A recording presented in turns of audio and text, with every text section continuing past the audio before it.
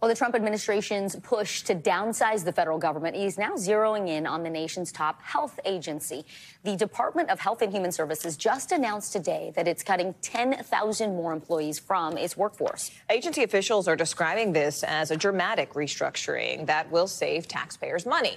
All of this comes as the White House is facing growing calls for investigations into that Yemen attack group chat leak. NBC News White House correspondent Aaron Gilchrist is following this for us. Aaron, first, just lay out the potential impact of these cuts. I mean, how is the administration justifying them, especially in this economy?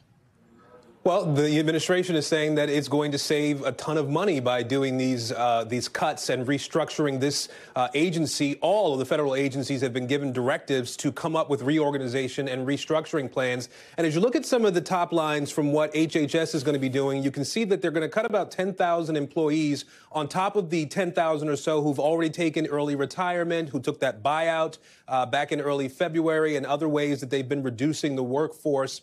The Health and Human Services Secretary has said that this is really about creating greater efficiencies for this agency. They're going to close 13 divisions or rather consolidate some of their offices around the country and close 5 of their regional offices. And as you drill down to some of the specific agencies that we all know, the FDA, the CDC, NIH, you can see some of the numbers where they'll be cutting employees there.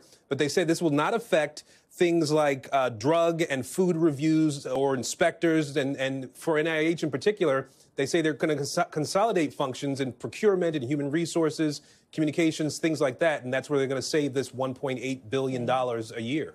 Aaron, let's go back to some of the other big news out of Washington, D.C. this week. The White House still facing a lot more backlash over that leaked group chat. What is the administration saying today?